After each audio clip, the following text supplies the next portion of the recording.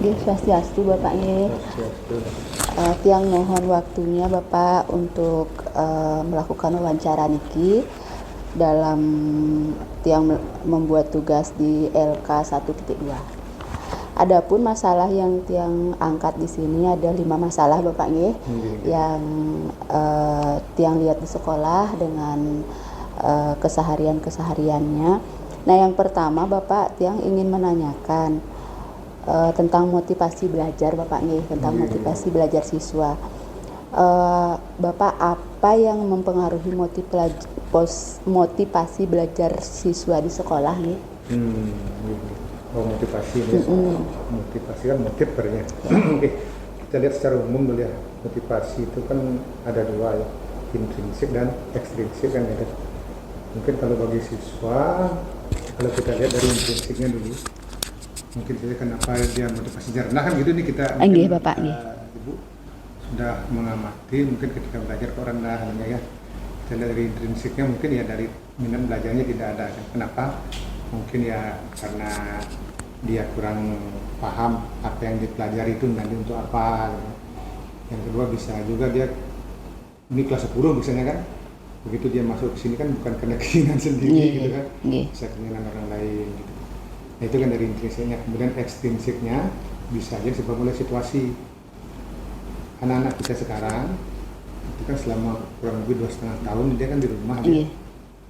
Dia belajar itu kan belajar online sudah ya. biasa dia pagi-pagi kadang-kadang kamera on tapi orang tidak ada gitu.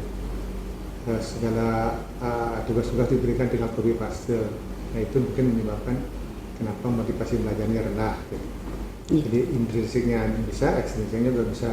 Yang kedua bisa juga dari kita ketika mengajar itu tidak memberikan itu arah yang jelas. Ini materinya itu untuk apa gitu. Demikian mungkin. Enggih Bapak. Terima kasih Bapak. Terus untuk yang kedua nih ke Bapak, kalau dilihat dari literasi siswa di sekolah nih ke, bagaimana kondisi literasi siswa di sekolah nih Bapak? Kalau tiang lihat nih ke untuk keinginan siswa mengunjungi pojok baca, perpustakaan itu sangat kurang. Apakah minat baca siswa di sekolah niki masih rendah? Kalau kita lihat dari kemarin hasil itu loh, hasil nasional kan bagus itu kan, artinya ini kan jawaban yang berdasarkan pertanyaan. Tapi kenyataannya mungkin ya setelah kita COVID ini kita belum mengelola pojok baca atau literasi itu dengan baik. Sebelum COVID itu kan kita ada waktu khusus 15 menit yang baca kan gitu dulu. Nah, setelah COVID kita tidak lakukan itu. Nah, mungkin itu yang menyebabkan keinginan membaca siswa itu tambah lagi mungkin saya tidak punya datanya. Bapak Ibu guru yang mengajar tidak mengarahkan anak itu sebelum belajar mungkin materi ini silahkan baca dulu. Nah, karena literasi itu kan tidak hanya baca aja sebenarnya, itu bagaimana kita bisa memahami isi sebuah teks gitu, sehingga kita bisa arahnya ke sini. Nah, mungkin itu sebabnya kita yang sekolah, jujur saya mungkin sebagai pimpinan belum mengarahkan ke sana. Setelah COVID ini ya mungkin perlu kita perbaiki lagi. Iya Bapak, terima kasih Bapak. Nah, untuk selanjutnya Bapak ini mengenai pembelajaran inovatif nih ke Bapak. Apakah guru-guru sudah semua menggunakan pembelajar inovatif nih? Nah, kurikulum Merdeka kan menyarankan itu kan. Itu bagaimana guru itu bisa mengembangkan suatu metode yang disebut dengan inovatif. Yang penuh dengan inovasi tujuannya kan supaya menarik siswa. Jadi siswa itu tertarik untuk belajar. Nah, mungkin sudah ada ke arah itu. Saya bisa lihat kebetulan teman-teman kan nge-share di media sosial, salah satunya di IG sekolah itu. Saya lihat sudah ada yang mulai ke sana menarikkan ke sana. Meskipun belum semuanya. Kan kita kan kurikulum Merdeka kan baru kelas 10 dan kelas 4.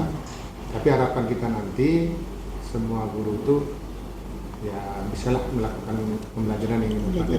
Tujuannya ya apa? Menarik minat siswa untuk mempelajari apa yang akan diajarkan. Iya Bapak. Dan untuk yang selanjutnya Bapak nggih, Niki mengenai hubungan siswa dengan guru. Nah, yang sering tiang lihat kesehariannya itu biasanya siswa banyakan yang cuek dengan guru kalau tidak dia mengajar gurunya di kelas. Kenten nggih Bapak. Bahkan hanya sekedar menyapa saja tidak kadang. Nah, apa yang menyebabkan nih ke Bapak nih kira-kira? Gitu. Nah, ini nak fenomena kan. Jangankan menyapa guru, saya pernah masuk sekolah kelas itu kan ditanya siapa yang ngajar, nggak ngerti dia. Banyak yang tidak tahu Tidak nama tahu, gurunya, ya. dia tahu nama gurunya. Kan kalau kita ada pepatah mengatakan kalau nggak kenal kan nggak sayang gitu. Pertama mungkin saja itulah karena situasi kemarin, situasi COVID itu kan kurang-kurang kok interaksi kita kurang dengan apa namanya dengan siswa. Dia sudah terbiasa seperti itu. Ditambah lagi mungkin ya tetap anak-anak itu kan selalu harus didorong baik oleh orang tua maupun kita guru sebagai guru di sekolah. Memang saya juga sering, apalagi saya kan tidak ngajar, jadi anak-anak kalau lihat kita kadang-kadang lari kan, tidak menyapa. Tapi banyak juga yang menyapa gitu. Ada mungkin sebagian kecil yang tidak seperti itu. Mungkin saja dari dalam dirinya dia rasa malu kan gitu. Yang kedua mungkin sudah terbiasa seperti itu kan sifat-sifat anak berbeda. Tugas kita bagaimana kita itu menjalin hubungan yang baik antara guru dengan murid. Nah bagaimanapun guru itu adalah kan orang kedua di sekolah gitu. Perlu kita mungkin adakan satu kegiatan keakraban antara siswa dengan guru gitu. Iya Bapak. Terima kasih Bapak. Nah, pertanyaan yang terakhir nih Bapak, pentingkah teknologi bagi pendidikan? Nah, bagaimana nih pemanfaatan teknologi di sekolah kita, Pak? Apakah semua guru sudah menerapkan dengan maksimal teknologi dalam pembelajaran? Kalau teknologi itu kan alat bantu. Apalagi sekarang ini kita zaman digital kan istilahnya zaman digital, masuk sudah revolusi industri 4.0 itu kan, di mana ada istilah Internet of Things kan gitu, jadi internet